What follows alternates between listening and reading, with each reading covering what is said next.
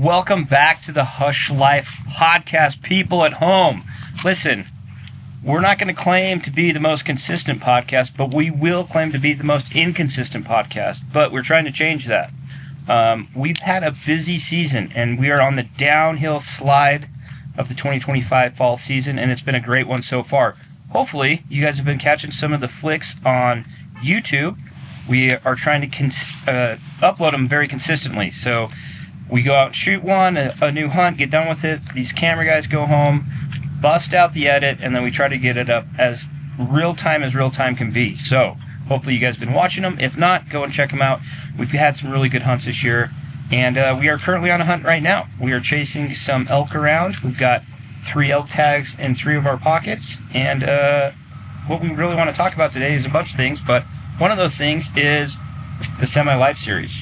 So if you haven't heard of the Semi-Live series, Eric, explain to them the Semi-Live series, the idea behind it, what it was, and why we haven't done it for a few years maybe. Well, I'd say, yeah. So first off, Semi-Live kind of just popped up moments before we left on a general season deer hunt. So the fun thing about doing YouTube, this is one of the things that really brought Casey and I together, was just the idea that on YouTube, you can really edit your videos the way you want it. You can show what you wanted. And, you know, back then, it seemed like content was mostly consumed by the Sportsman's channel or Outdoors channel. And it seemed like each episode was just so cookie cutter, right? They basically had a stencil outline of like how you were going to edit your video, how many kills you can or cannot include in your series throughout this fall season, how long it needed to be, and how much room you needed to leave for things like commercials. So, you know, the fun thing about YouTube is we can do what we want, like truly, and we could act quickly. And so we were headed out on a hunt, a general season deer hunt, and Casey kind of mentioned, like, I remember just being at the tailgate of my pickup truck in the driveway, and Casey's like, why don't we just film it every day and just upload a video every single day the next day? So that's why we called it Semi-Live, because obviously live, you know, live TV, live football game or whatever, that's in the now. That's pay-per-view UFC style. We don't have those type of we don't have that type of equipment yet. Not yet. Starlink's come a long ways, and it might open those opportunities, so it's probably going to happen at some point. But back then it was Semi-Live. And so what we would do during this deer hunt, which we'd usually have multiple tags, 2 or 3 tags in camp, go out and film from different perspectives. Everyone kind of carried a little vlog camera around. We would capture our perspectives of the hunt, the animals we'd see, the animals we would shoot or not shoot or miss or hit. And we would come back together at the end of the day, and everybody would swap footage, and somebody would sit down and edit that video that night and then upload it to go live the next day. And sometimes we did this in the motel. Mostly, yeah, the first year. So this started in 2015. So that was really the second year we came together and started running this thing as a business. And that was 2015. We had this idea, like Eric said, in the heat of the moment. And that's, again, why we loved YouTube, is because there was no rules, no hoops to jump through. We could upload a 45-minute video or an hour and 20-minute video. It didn't matter. And so we decided to do it on the fly, like some of our best ideas have been on the fly. Yeah. And so 2015, we started it. And like Eric said, we stayed at a hotel that year. We'd go out and hunt all day, come back. And luckily, it was a later hunt. And so luckily, time change. It was getting dark about 5 o'clock, so we'd get back to the hotel around 6, have a few hours to cut the video, and actually get it uploading to YouTube in hopes it would go live the next day, because the internet connection wasn't the greatest in the small town we were at. But it worked. And coincidentally enough, you guys who were watching the channel at the time seemed to love it, seemed to really eat it up. I still talk to people today at the expos or wherever, and a lot of them will bring up the original Semi-Live series and say, well, man, that's where I found you guys. I loved it. I love following along.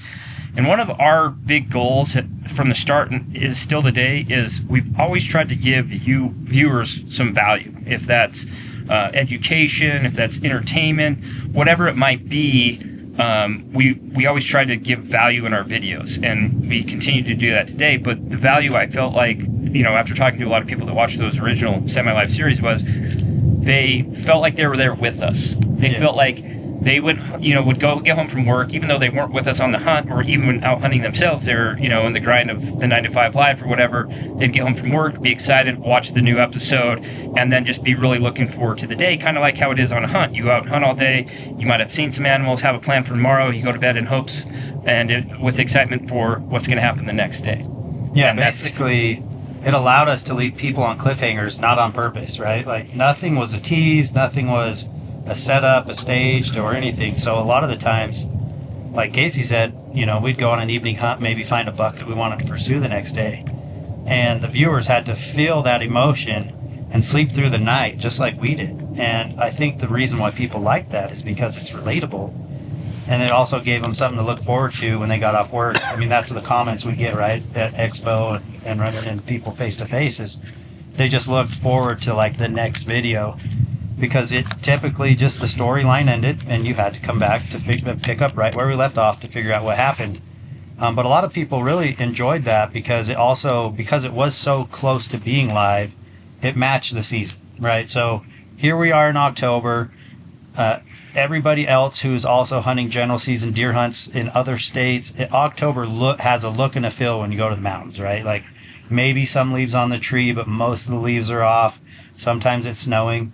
So it was like in the moment, people were able to not only like to feel just the camaraderie of the guys and just everything on the mountain naturally. They could just, it fit the vibe, the current vibe of what they were doing as well. So a lot of people like watched it at their hunting camp. Yeah. So it gave them motivation. Like, yeah, we're at hunting camp watching semi-live after dark, and then like, all right, we're fired up to go and get after it tomorrow. So the timeline of the semi-live series, and don't quote me on this, but I'm pretty sure we did that from 2015, 16, and 17. We chose, it was usually the same hunt every year, an over-the-counter deer tag, and we did that for 3 years, and it did really well.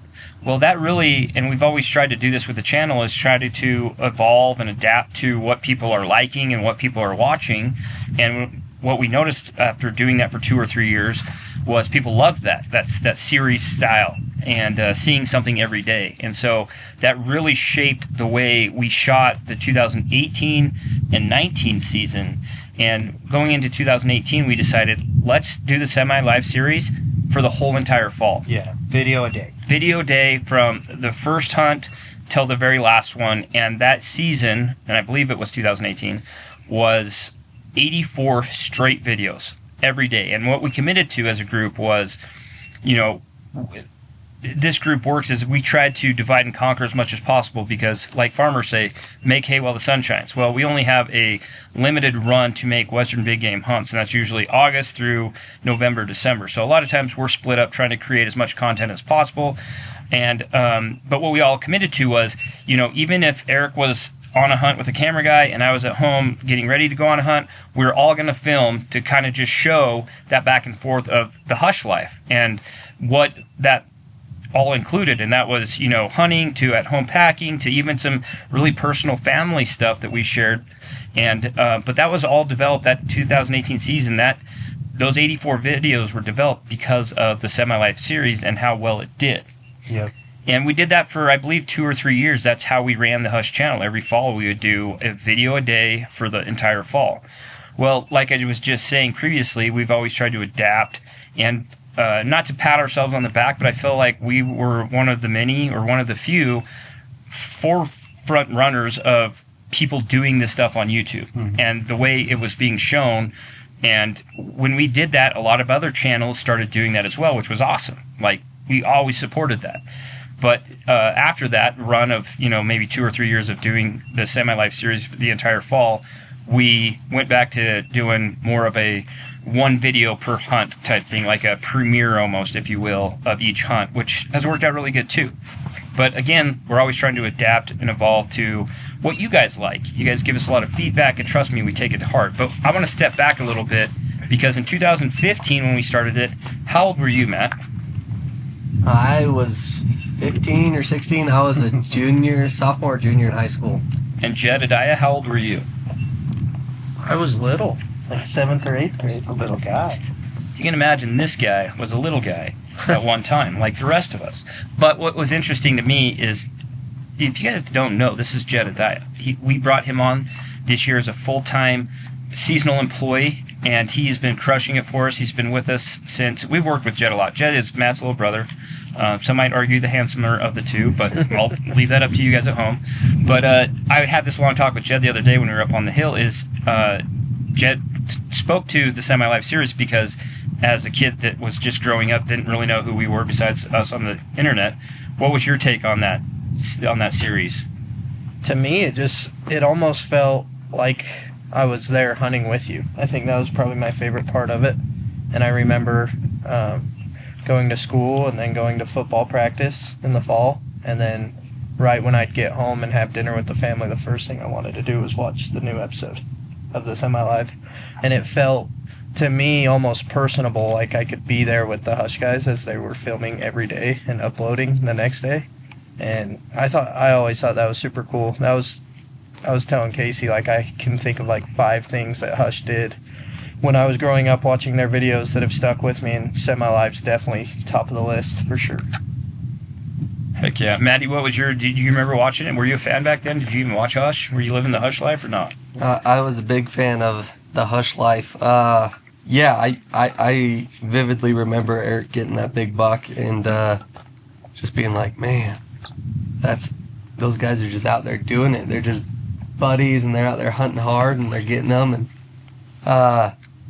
yeah, it was pretty crazy that it was 2020 when I came out and did a hunt with you guys in that exact same area, and it was wild to see like the behind the scenes. We weren't doing Semi-Live, but I think we did do 2 or 3 videos out of that hunt, and it was a lot of fun. But now we're on the mountain. Well, that brings us to this whole point is that's currently, guys, and that's the greatest thing, like Eric and I talked about earlier, is, dude, YouTube is just free game, man. You can do whatever you want, and I've always said, like, you know, you can adapt the channel to your audience, and that's what we've always tried to do, not to beat a dead horse, but we're shooting the Semi-Live. This is all being shot for a Semi-Live series. This is day number 6, I believe, and so we had 2 deer tags and 3 elk tags. That's 6. 5. I'm learning. That's we had 5 tags coming into it. We're on day 6. We still have a few tags in our pockets. Yeah, we decided to bring it back, guys. This year, I would say this year, like when it comes to content, like Casey said, we've done like all the above, right? A video a day, vlogging at home, like, and there's pros and cons to all of it, and we've heard, you know, both good and bad feedback at times, depending on what style videos that we were really heavy on. But this year, I'd say the goal was to kind of like run it back, kind of to what we feel like got the brand and the channel its true traction. Semi-Live, videos turned faster, and, you know, a mixture of vlog style, cinematic style, probably all blended together. So this year truly is like all of the above, kind of a little bit of everything. You know, we've shot videos solo, we've shot videos like super edited, but we're turning them quick. And that way people can, like when we did Matt's deer hunt, for example, I feel like it did really well because it was still in bow hunting season for deer. So it was relatable to the audience at that time. You know, we're starting as time goes on. We're actually collecting so many videos that we are getting pushed back a little bit. But for the most part, our videos are taken, cut, and uploaded pretty dang quick. Yeah, within 10 to 14 days normally. But it's a lot of work. I mean, like Casey said, make hay while the sun's shining. Like, there's not a whole lot of turnaround time when these hunts are kind of stacked on top of each other, but it makes it fun, and it's been some good feedback from you guys with the videos being turned quick and kind of getting back to the raw style of Hush, which I think is super unique to the channel. Well, that's what's wild about it. It's a ton of work, and especially the way we're doing it now, where we're trying to make a good polished film, right, off each hunt. Obviously not this one, we're doing Semi-Live, but you guys are taking your time and spending, you know, hours, you know, color grading, correcting a bunch of stuff, making sure you have all the good clips, and really trying to create a really good film. In comparison to that year, the first year we did Semi-Live, or the whole season, we called it BSY that year when we did the entire season every day, best season yet. We burned and turned a video every day. So I think we were 1 video ahead. We were trying to be 2 or 3, and that always would catch up to us. But like the quality was not there, obviously. Like me and Eric were shooting on vlog cameras for the most part. I think we had one editor at the time, maybe.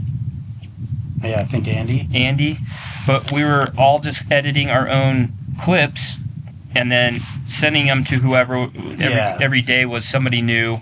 Would put all those edited clips together, put it into one piece, and then export it and upload it to YouTube. And so the quality wasn't nearly as what it is today with these two fine gentlemen, obviously. But again, like, we're always trying to figure out what is going to work and what's not going to work.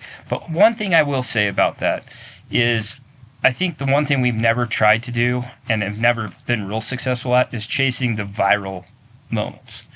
I think there's a lot of, not just in the hunting space, there's a lot of channels out there that make content to chase the millions of views, the viral clips that get sent around, which that's happened to us multiple times. Yeah, on accident, usually. Yep. But I think what we've always done really well, and I hope we continue to do well, is to just stick to our core of, again, bringing value to you guys.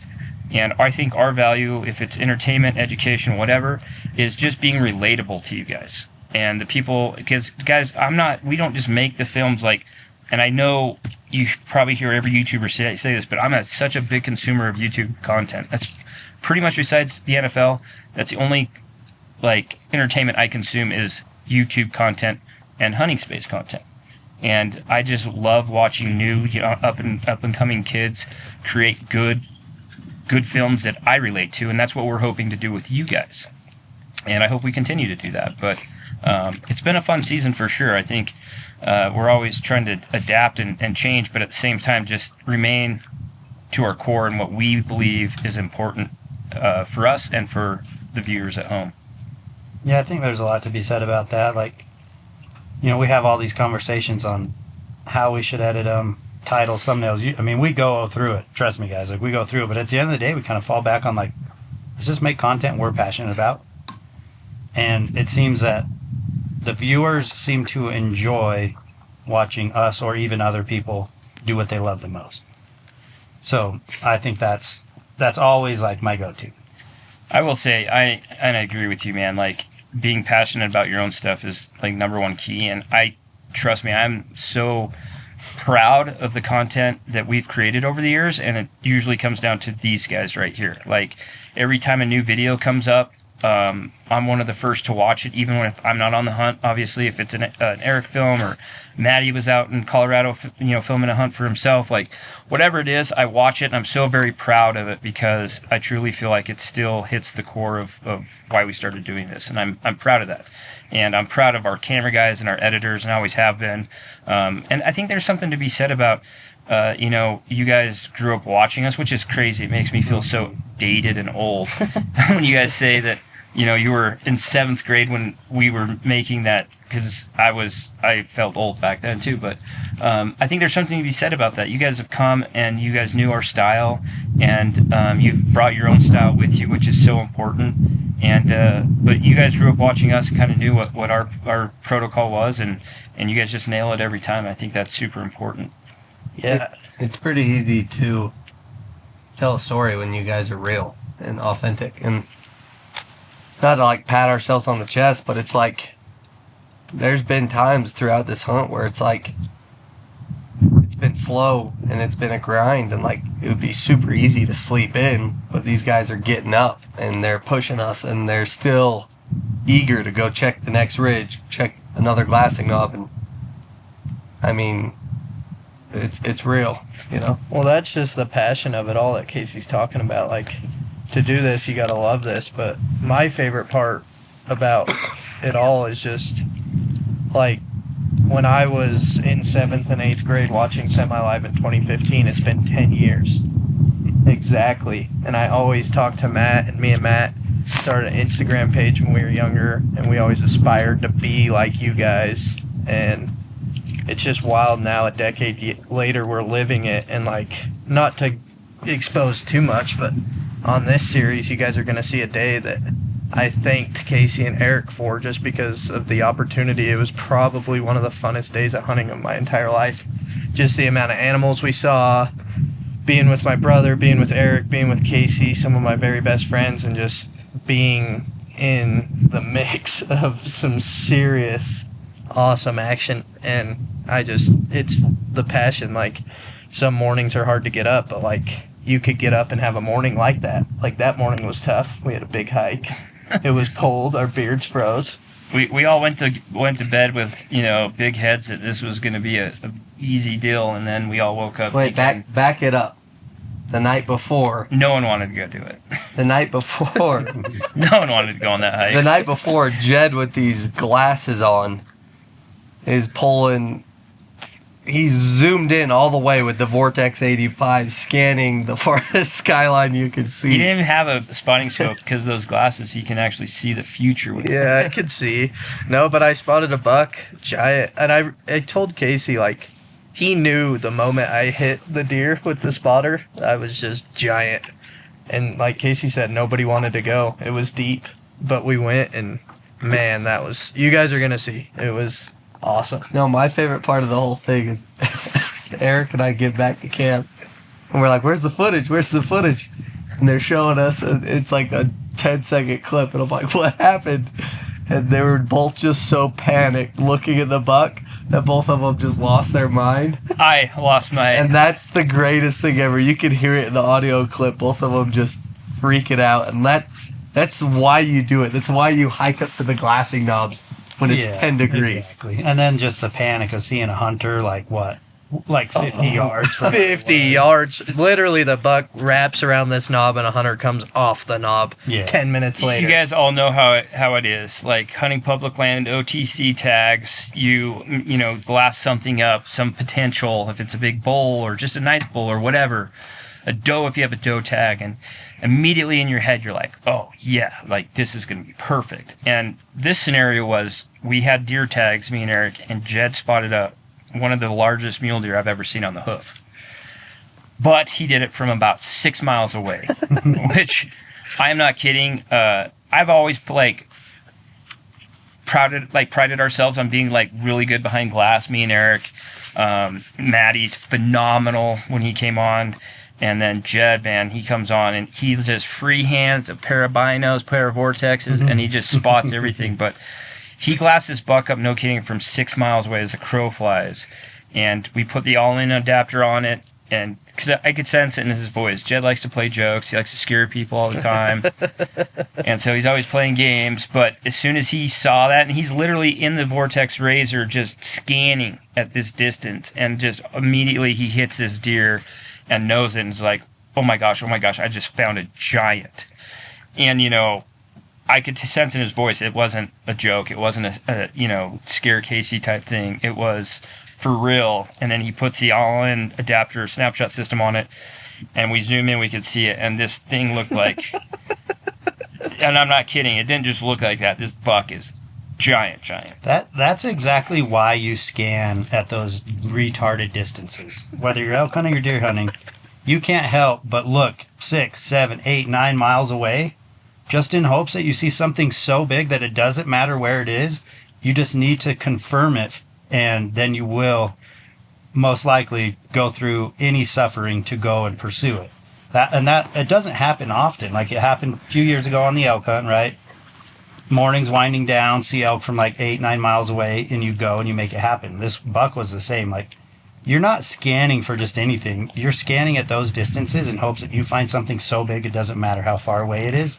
And it doesn't happen often. So when you get those moments, no wonder why you guys were flustered. No wonder why Jed was just so pumped, because that's exactly why you do it, is just you hope you see something in the scope that is undeniable, no-brainer, and, no matter what happens after, even just to get that moment during an open hunt, with a tag in your pocket and a weapon on your backpack, that adrenaline dump, it's just, like Matt said, that's the reason why you go to the glassing knob regardless. It could happen any day. But getting back to the point, exactly, we've all experienced that, right? You glass something up, you see something, and immediately you're thinking about the potential of harvesting that critter and punching your tag, and that's exactly what I did, because I had the tag in my pocket. I was like, oh my gosh, I'm going to kill a 200-inch buck, blah, blah, blah. I don't care how far it is. And then, that flush leaves, the adrenaline leaves, and you really start, thinking about everything and planning everything. And immediately after we saw that deer, There's guys on horses 300 yards away. There's horses tied to a tree 50 yards away from where that buck walked. Like, the reality of it set in that, glassing a critter that far away, you sometimes think, oh, he's in the middle of nowhere and no one knows where he's at. Well, there's a lot of other talented folks out in the hills, especially on, public land, that know where big critters hang out. But immediately that expectation of just being the only one going in to kill it starts to drop a little bit. So that's when the planning really has to take over, and you immediately start making plans, dropping OnX pins, trying to figure out routes, trying to figure out, best ways to get in there. And that's what obviously we did. But going back to it, Jed was trying to, he found it, and then I immediately just went, wild man mode, and just like, let me get a better shot of that thing. And I moved the spotter, and we lost the deer forever.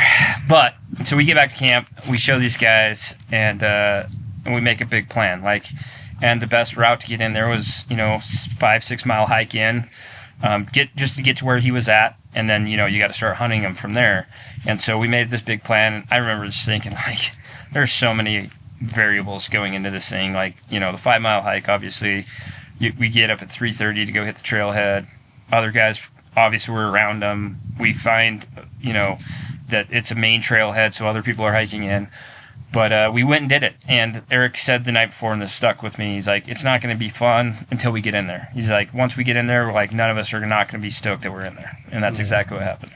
You almost got to be thankful at times that you're going into somewhere new in the dark. Because it's just head down, one foot in front of the other. And nothing matters. You're not distracted by glassing. You're not distracted by, whoa, look how deep this canyon looks. Is it really worth it?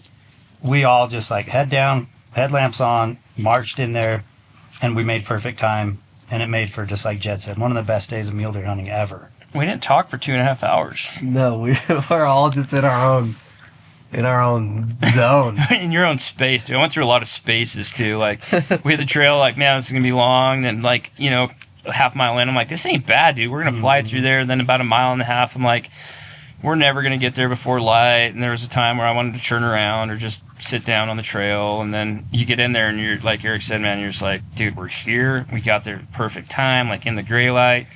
We make a quick plan. We split up. Me and Jed go up on the ridge where we thought he could be, and then send Eric and Matt up on the, they were going to work their way up on a higher ridge where they could have a little bit bigger view. And, dude, immediately things change. All of a sudden there's people right behind us on the trail, people on horses, and cool people, though. Way cool people. Dude, this year we've met some of the coolest guys, let's be honest, right? I think 99% of people we run into, for the most part, are just dudes doing what we're trying to do. Yeah. Go out in the woods, make memories, and punch some tags. Usually only difference is, we're trying to create content for you guys, but you're right, man. We've met some, even just on this hunt in the last 6 days, man. I want to tell this story real quick. This means a lot because Veterans Day was 2 days ago. And so we get in there, just finish telling the story. So we get in there, we split up. A guy on some horses comes behind Eric. Tell that part. Yeah, so there was horses are coming up, and I've got a good handful of stories that include horses and not me on them. And it's instantly dude, these guys got the upper hand. You just see how much ground they cover, how quickly they move. And anyway, so you're like, all right, you always wonder, is this going to be a good interaction? I'm always trying to approach them exactly the same. Friendly, here's our plan, what's up? And the guy who was leading the first horse, he was walking on foot, and he had 2 clients on horses. And his name's Paul. And dude, when he noticed it was us, he just lit up. Let's not say a name. Okay. And don't say clients. All right. But yeah. So as we're going up the ridge, we turn back, we see some horses coming up, and it's always all right, here we go. They've got the upper hand on us. They've got horses, they can cover ground. And the lead guy was super cool. And as he got closer, it was kind of he made the connection that it was Hush. Hush was up there. And just took his glove off, and first thing was I've got to shake your hand. I mean, how cool is it? And right then and there, you just know that you don't know exactly what it is. And it's weird being in this, in our shoes at times, because you don't know, you just have no clue if people are going to love you, hate you, honestly, whatever. But when someone takes off their glove and the first thing they do is say, I just got to shake your hand, you know right then and there, at some point, in some way, that you've impacted their life positively. Because for them to take the initiative to do that, so instantly you know. But anyways, he continued to share, like, dude, love your videos, just want you to know I'm a veteran. And when we were deployed, dude, I'd watch all your videos and it just got me through some really hard times. Like, and you're just kind of in shock, like speechless on the mountain. And yeah, he shared that with us, and he was super friendly. He actually told us where he recommended us that we go. He showed us a quick video clip of some bucks that he was hunting, and it was just a super cool interaction, even though it wasn't super long. But he had just nothing but good to say how much our videos and our channels helped him. Yeah, I think, man, sometimes, you know, let's just speak to the you know, the other side of this is we've ran into guys that don't want to see us there, that aren't fans, that don't like what we do, that think that, you know, whatever, you know, social media is ruining the sport or whatever. Like, obviously there's tons of positivity comes with this, and that's what we try to gravitate to. But on the other hand, if you have positivity, you're going to have negativity, and we experience that too. I've ran into guys that aren't happy to see me there, that, you know, that have the opposite things to say to me, and that sucks because, man, again, all we're trying to do is bring some joy to you guys' lives, maybe help you learn how to kill your first elk, whatever it might be. We didn't start this to become famous. We didn't start this to become rich, and we're passionate about it. We were doing it anyways, and we wanted to share it. But I get it. There's negativity that comes with it, and so when that happens, it kind of gives all that negativity, like it washes it away from me and says, you know, I don't care what so-and-so says about social influencers or what they're doing to the sport, because that guy, for him, dude, we were important. Like, and it wasn't even us. It was just our content that we all worked together to share was important in a really tough time in his life. And trust me, like, I've heard 3 or 4 different stories, same story, just a little bit different, you know, plot to that somehow our content helped them through a hard time. And being deployed to Iraq and going through the things that he went through that he shared with us later, like, that's rough, man. That's something that we didn't ever go and do. We weren't, you know, and I hate to say it this way, but I wasn't man enough to sign up for the military and go protect my country like I should have. But he did. And on Veterans Day, I thought about that a lot, because my grandpa was in the military, my dad was in the military, and that's one of the things I've always thought, like, man, I should have took 4 years and went and did something meaningful. And but I didn't, but he did, and we were able to give him some value while he was doing that. And to me, that washes away all the other negativity that we might experience. And yeah, man, huge shout out to anybody that served our country, that was willing to go out and do some of the hardest things ever that has been asked of man to do, to protect the right we have and you guys all have to go out and do this or whatever it is that you're passionate about. We have that right because of those men and women. And I know it's late, but it was 2 days ago, so happy Veterans Day to all of you guys out there. But as you guys can hear, we have some very ambient sounds going around because we are at elk stands on public land. And I hope that truck has shot a bull and they're coming back to camp to hang it up. But to finish the story, so we split up.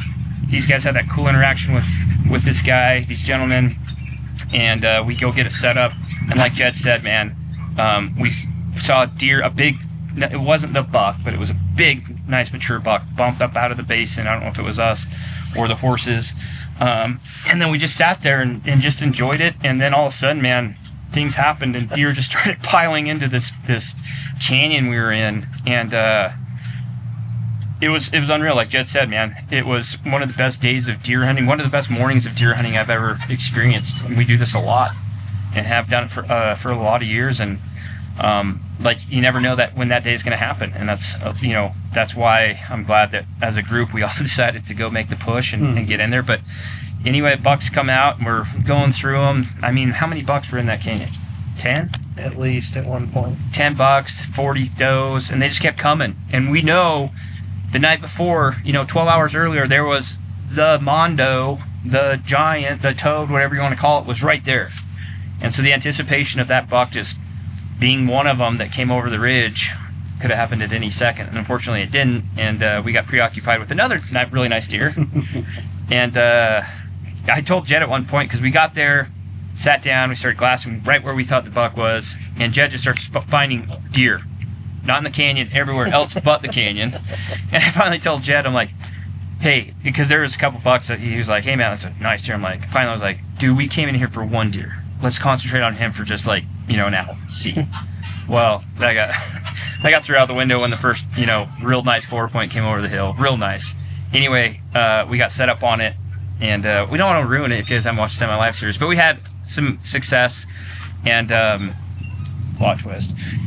Anyway, and so we're up at the deer, just enjoying each other, man. That's the biggest thing of this is, we all work together in a business, but more than anything, and I hope you guys feel this because I feel this every time, like, dude, I would choose to go out in the woods with you guys if we weren't making content. I would choose to have you guys at my hunting camp. I would choose to go in glass with you guys, and that's what makes this team so special and so strong is just the camaraderie that we have together. And so we're sitting there just cutting up the deer and enjoying the day and just talking about the events, and then all of a sudden a gentleman rides down the ridge on his horse, same guy that Eric met, and I got to have that same experience with him and shake his hand. And what a cool dude, what an absolute legend, man. Like he was sharing some experiences he had on the hill and showing us some videos, and talked about his deployment. And his other buddy that was up there we didn't get to meet was there as well. Some scraping back. Yeah, we're on a rough road. Anyway, super cool morning, and just getting back to the whole point was we made the decision to go in there, and none of us would ever regret that. Even if it would have been a slow day, none of us would regret that. It was 12, 13 miles round trip, and what a cool walk out though under the stars, and pretty cool. Super special hunt so far. So hopefully you guys are watch it or follow along, or will once it uploads. I don't know when this will come out, but I got a question. How long are we, Matt? 1 sec. All right. If you guys have made it this far, thanks for listening. Thanks for sticking with us. We had to take a short break. We had a stalker in the background. If you guys could see, we had to go take care of business, but we got rid of him. Anyway, we're going to wrap this thing up. But real quick, I want to ask everybody, and we'll start down there with Matty Ice. What's my nickname for you guys? Matt? Oh, it's Mattley Crew. Mattley Crew. And Jed Zeppelin. Jed Zeppelin. Mattley Crew and Jed Zeppelin. So you guys refer to them. Mattley Crew, which is like one moment that sticks out to you. Doesn't even have to be the most memorable. But when I ask you, like, name one moment from the 2025 season, what would it be? Here, let me just butt in there. Whatever moment this is, just know that Matt has had probably his best season of hunting ever. So whatever moment this is also on top of like a lot of other good moments, because he had a killer year this year. Yeah, it was an unbelievable year, and I guess the biggest thing that has stuck out to me, and oh my gosh, it's impossible to choose. One is probably a lesson I learned versus success I had. And that was a Utah Utah elk that I did not get. And I wanted so bad to have the coolest story for you guys. I have 4 years of history with the bull, 2.5 years of footage telling the story of hunting the bull. And it didn't happen. And another guy got the bull, and to me, I've had some time to reflect on this because it happened like a week ago, 2 weeks ago. I've had time to reflect on it, and similar to like what Casey was saying, right when he saw that big buck, right when I saw this big bull, and I'm an elk, I'm a deer guy. Whoa. Yeah, whoa. Matt's going to be trying to edit that. Now we know the truth. He's dude. an elk guy. He's an elk guy in disguise. Truth always comes out. And I'm a deer guy, but I saw this bull for the 4th year in a row, basically, and I was instantly just imagining or reminiscing on like me holding his antlers and me getting him, closing the chapter, closing the book of that bull. And crazy story. I don't know, how long do you want me to talk? 2 minutes? Whatever. Okay. Crazy story. My dad and I are hunting. I spot the bull from about 4 miles away. There'll never be a video on this. I didn't capture enough footage because I don't know. I have action cam footage of it, but glass the bull 4 miles away.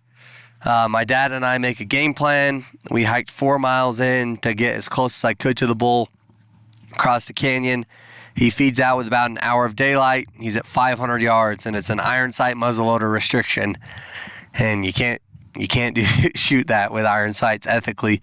And he's out there, and I made the decision to drop about probably 600 feet and then climb about 1,200 feet. And I remember I was about halfway up, climbing on my hands and knees, and my lungs are burning. I can taste blood. My calves are cramping up, and I'm just like, oh, this is never going to work, dude. There's no way. And I just kept telling myself, just keep going, keep going. And I got up there, and I cut his track in the snow. And instantly, just instincts kicked in, and I started tracking him.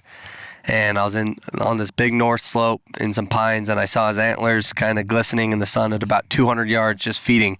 I could see the tops. I knew I had to get closer because I couldn't see his vitals. Got to 100 yards, could see from his thirds up. Got to 50 yards, could see from like his burr and up. And I'm like, oh my goodness, time's fading. It's hard to see through the peep sight on an iron sight. So I'm like, I just got to keep going. I have no other choice. I got to 30 yards. I remember I kind of ranged a tree, and I was at 30 yards.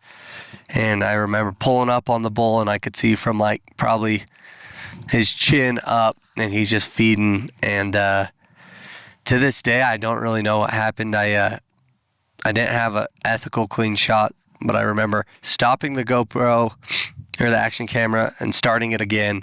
And I was under a pine tree in the shade, and I wanted a fresh clip because it was like 45 minutes. I was like, make sure that it's on, going.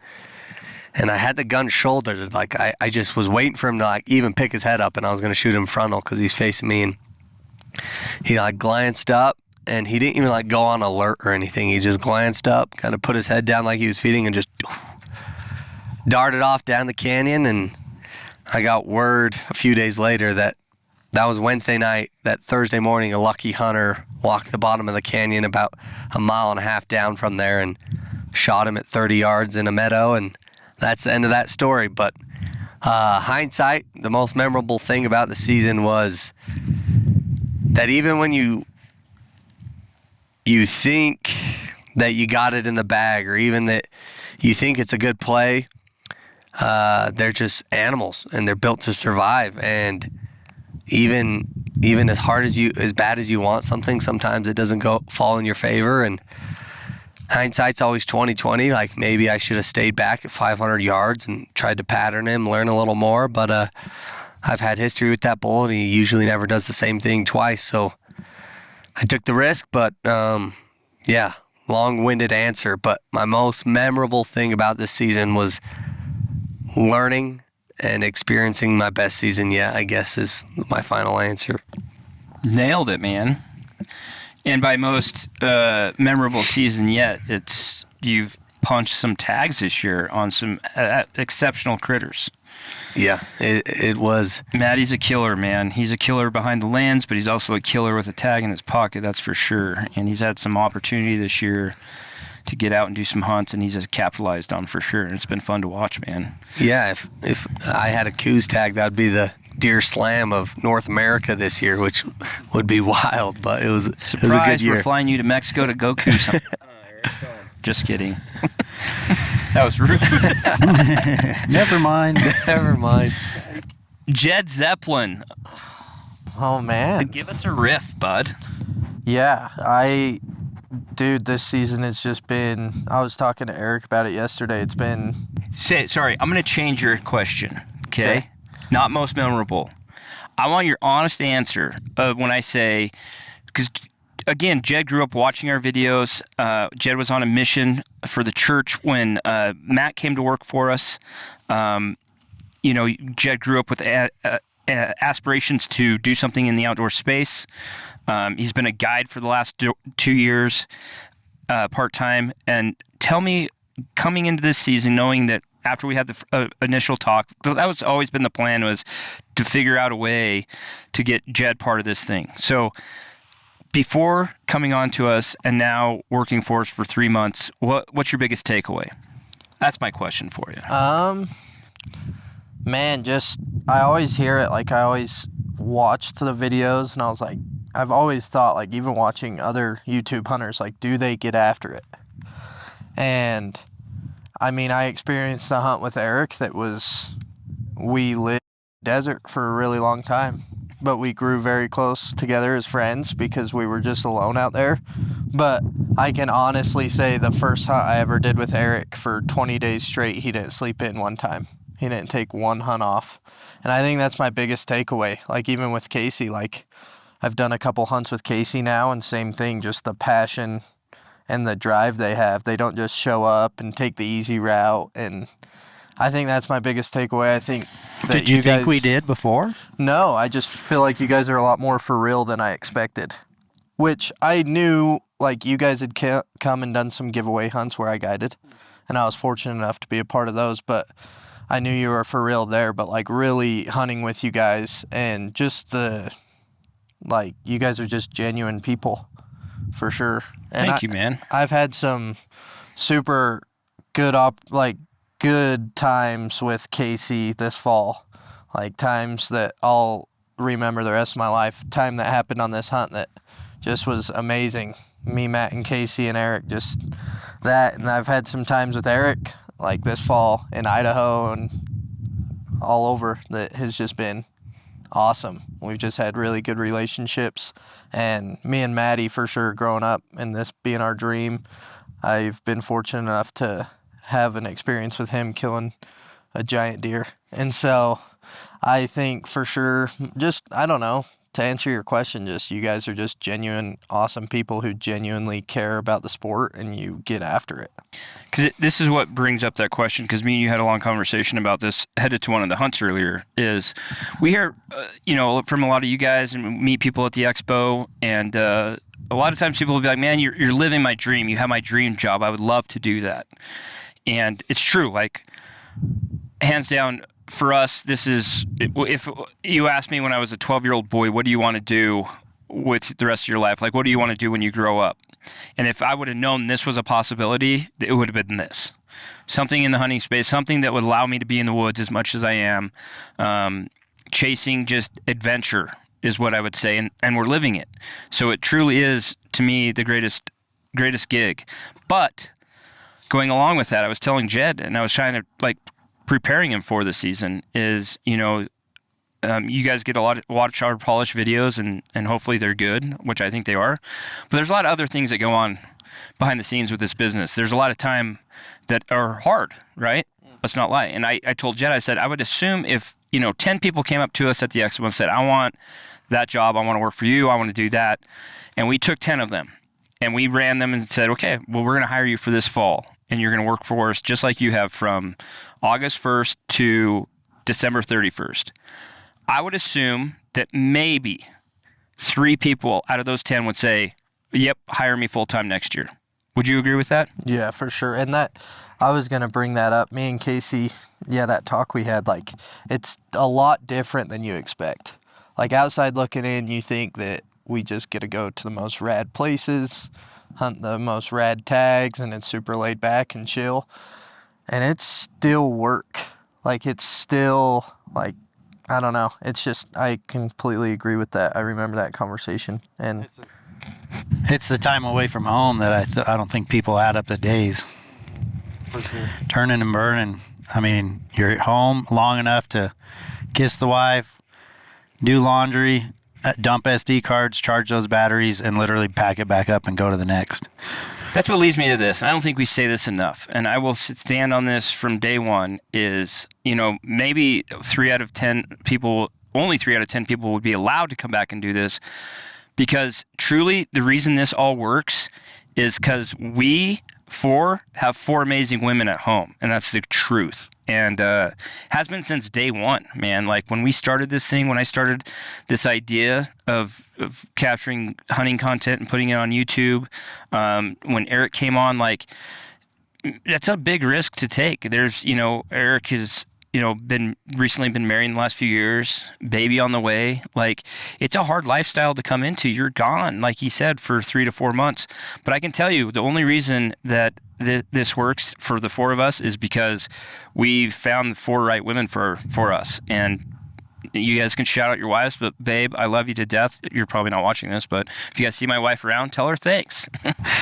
Yeah, no, there's no joke about that, man. Like it's a hard thing for a lot of women to have a spouse gone like we are. Like they really got to hold down the fort. You know what I mean?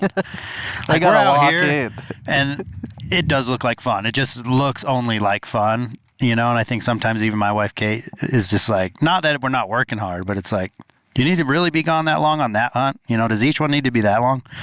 It's like, some could end on day one, and some could go to the very end. It's unpredictable, but yes. Great women in all our lives, and it comes down to just truly being supportive to our dreams.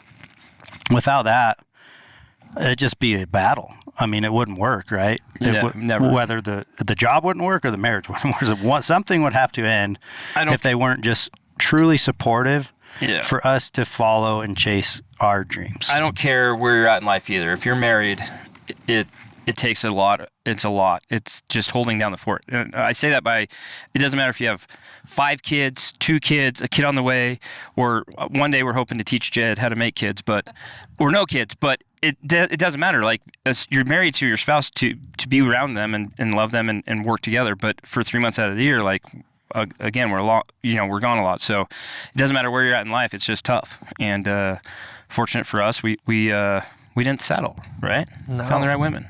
Yeah, that's a huge blessing. I definitely was very fortunate to guide a couple falls before coming onto this job for sure. But even then, like Kaylee has been nothing but supportive and awesome.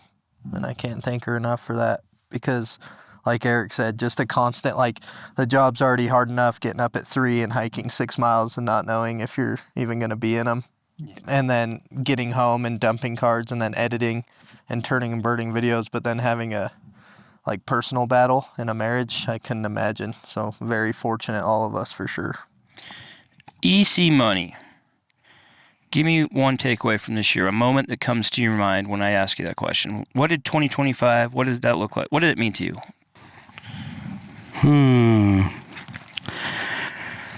What did 2025 mean, man? 25 was humbling for me. Dude, we're so blessed and lucky to be able to hunt as much as we do, to travel to cool places, and to be in the woods as much as we do. And dude, I've had years where I literally just felt like if I pointed whatever weapon at whatever animal I wanted, it was dead. And like, I've had those seasons where it's just like, dude, you feel invisible, or you just feel like invincible. You can still see me. I mean, I do have camo on. This is our new hoodie. Shout out to Hush. Man. Hush Faded Camo Hoodie on our website now. Get Hushin.com. But no, I've had those seasons where you're dialed, you're locked in. And this year I actually went into the season with archery equipment feeling locked in because I hadn't put a lot of effort into it maybe the last 2 or 3 years. So it's like my goal was to bow hunt elk and mule deer as well with a bow. And practice a lot and get ready. And then with that, I had the most humbling bow hunting season of my life. Just a tough season. And for those who have watched the channel and the Instagrams and stuff, you probably know why I say that. But one of those most memorable just moments, like the moment that sticks out in my head that I got just like the biggest adrenaline dump, was spotting the bull that I hit with my bow after Casey came up. Because you just bow hunting, highs, you hit one, lows, you double check the footage and it's not exactly where you want it. Then you're sitting there all day giving him time, but Casey came up on the mountain. And the moment I saw the bull, because the track job, my anticipation and excitement was like dropping throughout the track. As the longer we hiked and the harder it got, the less I thought maybe we're going to not recover this bull. And then we get to his bed, find the arrow broken, confirm like it's got to be where he laid down for the first time, because the arrow's broken right here. Then it's the ultimate low of like, there's now no more blood. Where did he go? And then to make the right decision to go down and see him, that moment right there when I turned back and looked at you and was just like, I kind of thought he was dead. I was like, he's either dead or he's so, he's hurting so bad that we're going to get him. It wasn't the actual walking up on him. It wasn't the first shot. It was that moment that sticks out in my head. And I think a lot of it had to do because I got to share it with you. If I was up there solo, sure, I would have got that same rush. But when you're with your buddy and like you guys both put in time and effort, you hiked up there, you took time away from your family to come and help me, like that moment of like, we're back in the game. Dude, when that hit me, that was the biggest rush of the season for me. But yeah, I'd say that the big takeaway is it was humbling. Another cool moment was after that recovery, that's when it hit me. This is the first elk I've taken with my new baby. You know what I mean? Like, he's not born, but that was a kind of a moment too, because like that's never happened. I've killed over 20 bulls, but this is the first bull that I killed when I have a kid on the way. Father. Yeah. So those were the biggest moments for me, man. That hunt meant a lot because I had the struggles, and Jed got to see him firsthand. He was there on some of them, and that one hit hard, dude. Ever since then, I almost felt like after that one, I was kind of just like, oh, sweet. Whatever happens after the rest of the season is like bonus. That's dope, man. I like that because that leads into what I wanted to talk about real quick, and we're about to end this, but definitely looking back over the hunts over the years and just looking, we've had a lot of successes on camera, killed some nice critters, but the ones I look back on that mean the most are the ones that truly had like a lot of struggle or some struggle, right? You show up, you hunt hard, it just didn't go your way, maybe you missed an animal, whatever it might have been, you struggle, but you keep at it, you press forward.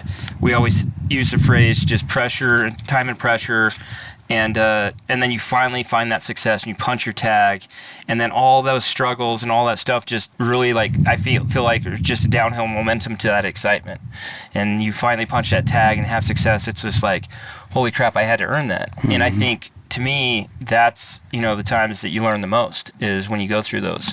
And my moments, I'll always default to the times I get to spend with my kids in the woods, because it truly is the most memorable times for me. And now having a daughter that's, grown and moved away, as a father, you realize those times are short and you don't get those forever, unfortunately. And they grow up and they leave and they go live their own lives, which is the plan, and it's awesome. But at the same time, it really helps you hone into the short time you have with your kids. And the hunt that I'll talk about, and I've shared a lot of amazing hunts with my kids over the years, and this year we did a hunt with Gage, a really special one with our good buddies at Mountain Ops, which that will be coming out soon, that video. But Winston's hunt, if you guys watched it or not, Winston drew a decent tag in Idaho. It was a youth-only tag. I was excited about it. It gave the youth like 10 days to go out and hunt a draw tag, but just the youth. And it was a unit I'd never been in. Luckily, I had some friends that dropped me some pins on OnX and kind of shared some ideas with me, but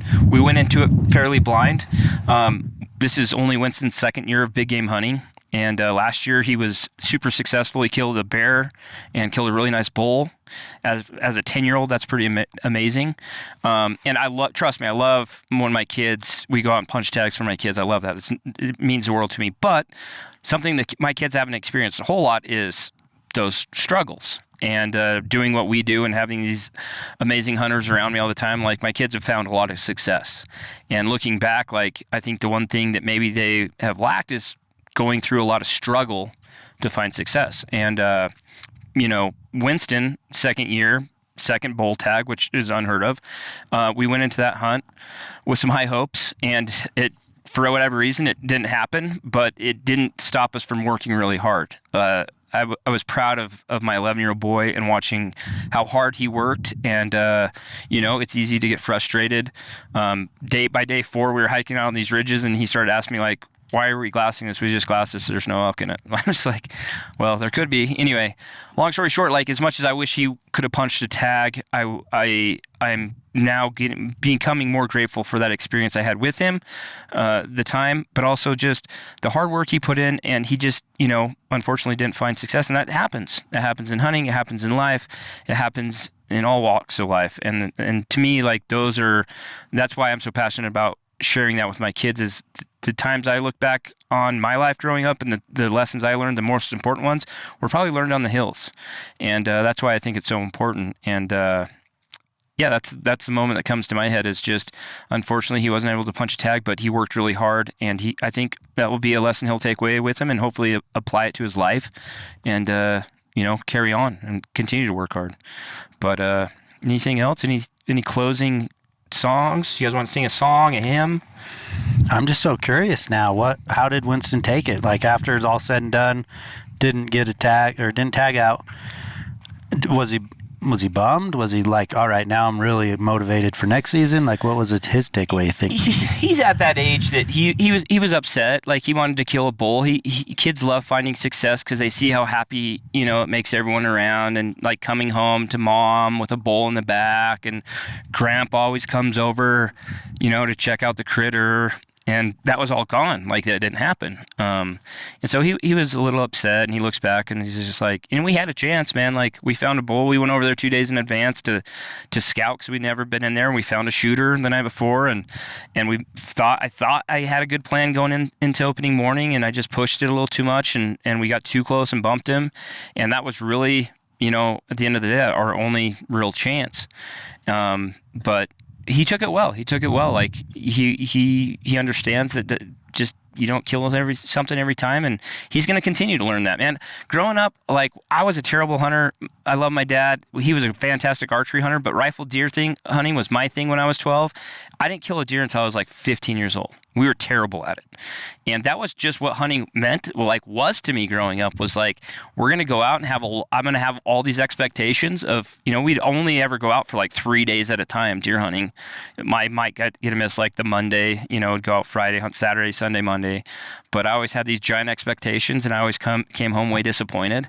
And, looking back, I don't know if I correlated every one of those like failures to like, I need to work harder, or just like didn't happen this year. But that's just what hunting was to me growing up, is just work hard, and you're probably not going to come home with a buck. But he took it well, man. And I think the more we do this with him, he's just fresh into it. But, like, speaking about my daughter Braylee, she's gone. I've got another one right there. Gage is a senior this year, and who knows what life will bring him and what he'll chase moving forward after he graduates. But I pray and hope that he'll continue to want to come into the hills with Dad, and we make time to go and do that still. But he's had a lot of fun hunts over the years, but he's had some tough ones too that he didn't punch a tag. And I know that he's taken that and has related that to his life, which is lacrosse. And you work hard, maybe you don't win the championship, and that's just what it is. So I think Winston took it well, and hopefully he has some more of those. It'll be good for him. Yeah, he's like you said, just getting started, man. That guy's got a whole life ahead of him hunting. Yeah, it's gonna be cool. Well, cool, guys. We appreciate you guys listening to the Hushlife podcast. We say this every time, but trust me, we're going to try to do these more, okay? This is something I think, again, brings value to you guys, hopefully. Hopefully you guys like to listen to it. You learn, you feel something. It's some entertainment, because that's what we're all about. So hopefully that you guys, we're checking some of those boxes for you. But give us some ideas, what you want us to talk about, maybe some guests to bring on, or let us know if you don't want us to continue these, too. Maybe you're like, this was the dumbest thing I've ever sat through. End the podcast, please. End it now. Anyways, guys, thanks for watching. We will see you next time. See you guys.